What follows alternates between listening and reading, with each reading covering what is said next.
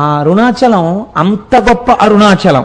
కాబట్టి చూడండి, నేను మీకు ఎందుకు విజ్ఞాపన చేశాను అంటే, ఆ కొండ సామాన్యమైన కొండ కాదు. శివుడు అక్కడ స్థూల రూపంలో ఉన్నాడు, కొండగా ఉన్నాడు. అరుణాచలేశ్వరుడి దేవాలయమునందు శివలింగముగా ఉన్నాడు. అదే అరుణాచలం కొండ మీద దక్షిణామూర్తిగా ఇప్పటికీ ఉన్నాడు అని అంటారు.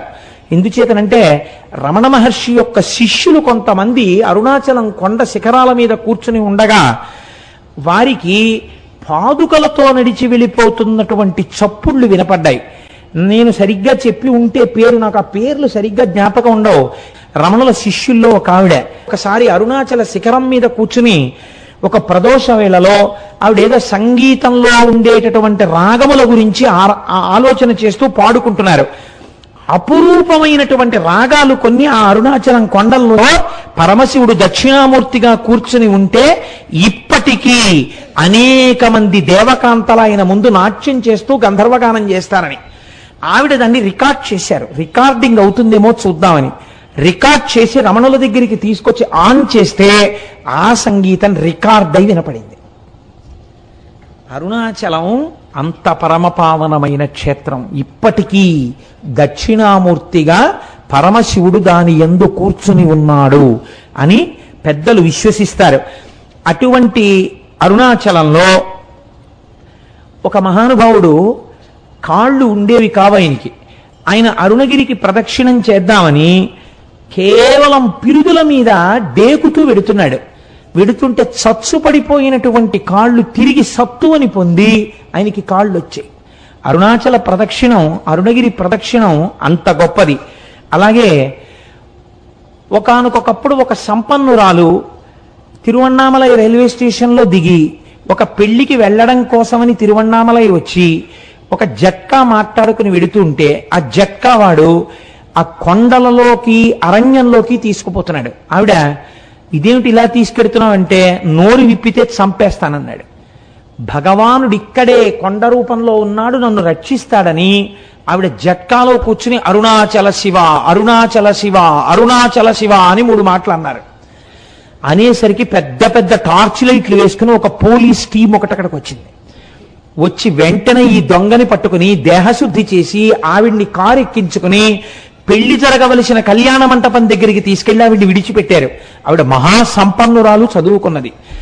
నన్ను ఇంత రక్షించారు కనుక మీ నెంబర్స్ ఇవ్వండి, మీ బ్యాడ్జ్ నెంబర్స్, రేపు మీ పోలీస్ స్టేషన్లో నేను కొంత అమౌంట్ ఇచ్చి మీకు క్యాష్ అవార్డు ఇమ్మని వచ్చి నేను మీకు బహూకరిస్తానని చెప్పి ఆవిడ నెంబర్స్ తీసుకున్నారు. తీసుకున్న రాత్రి పెళ్లికి అటెండ్ అయ్యి మర్నాడు తన బంధువులతో కలిసి పోలీస్ స్టేషన్కి వెళ్ళి, నిన్న రాత్రి నన్ను కొంతమంది పోలీసులు రక్షించారు, వాళ్ళ నెంబర్లు ఇవి, వాళ్ళకి క్యాష్ అవార్డు ఇవ్వండి అని చెప్పి ఆవిడ ఇస్తే, తమిళనాడు పోలీసు సర్వీస్లో ఈ నెంబర్లు ఉన్న పోలీసులు లేరమ్మా, ఈ నెంబర్లు లేవని చెప్పారు. పరమశివుడే ఆ రూపంతో వచ్చి ఆవిడ్ని రక్షించాడు ఆ రోజున.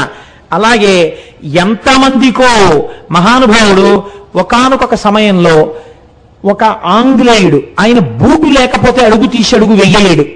అటువంటి వాడు బూట్లతో ప్రదక్షిణం చేద్దామని వెడుతుంటే బూటు చిరిగిపోయింది. కటిక చీకటి, బూటు కుట్టేవాడు లేడు. కుట్టేవాడు లేక నేను ఎలా రక్షింపబడతానని భగవాన్ రమణులు చెప్తుంటారు. అరుణాచలేశ్వరుడే కాపాడుతుంటాడని అరుణాచల శివ, అరుణాచల శివ, అరుణాచల శివ అంటూ నించున్నారు. ఎక్కడి నుంచి వచ్చాడో అంతలో చెప్పులు కుట్టేవాడు వచ్చి, అయ్యా మీ బూటు కుట్టనా అండి అని కుట్టేసి ఆయన అలా ఉండిపోయాడు. అంతే, ఆ అరణ్యంలోంచి అరుణాచలంలోకి వెళ్ళిపోయాడు. ఆయన బూట్లు కుట్టి వెళ్ళాడు, ఆ బూట్లతో ఆయన గిరి ప్రదక్షిణం చేశాడు. ఇలా ఎంతమందో ఎన్ని రకాలుగానో ఆ అరుణాచల గిరి ప్రదక్షిణంలో అనుభూతులను పొందారు. అరుణాచలం అరుణాచలమే, దాని పేరే అరుణాచలము. అచలము అంటే కదలని వాడు, కదలనిది అంటే జ్ఞానము. ఎప్పుడు తనలో తాను రవించేటటువంటి పరమేశ్వరుడు అచలుడై ఉంటాడు. అరుణము, అరుణము అంటే ఎర్రనిది, కారుణ్యమూర్తి, అపారమైన దయ కలిగినది అమ్మ. అమ్మ అయ్య కలిసినదే అరుణాచలము కొండ. అరుణాచలంలో ఉన్నటువంటి శిలలను తీసుకెళ్లి అమెరికా సంయుక్త రాష్ట్రాల్లో ఉన్న శాస్త్రవేత్తలు అక్కడ ఉండే ప్రయోగశాలలో పరిశీలన చేశారు. చేస్తే వాళ్ళు అన్నారు, ఈ అరుణాచలం కొండ హిమాలయ పర్వతాల కన్నా ముందుది. ఇది ఎప్పుడు ఏర్పడిందో మేము చెప్పలేం. ఎందుకంటే అగ్నిహోత్రములో తప్తమై ఘనీభవించిన మొదటి రాళ్లే అరుణాచలం కొండ అని వాళ్ళు నిర్ధారణ చేశారు. మేము చెప్పలేం దీని కాలం అని. మన పురాణం ఏమని చెప్పిందో తెలుసా అండి? స్కాందం, ఈ అరుణాచలం కొండ కృతయుగంలో ఇది మట్టిగా లేదు, ఒక పెద్ద జ్యోతి ఇక్కడ ప్రకాశిస్తూ ఉండేది. ఆ జ్యోతికే ప్రదక్షిణం చేసేవారు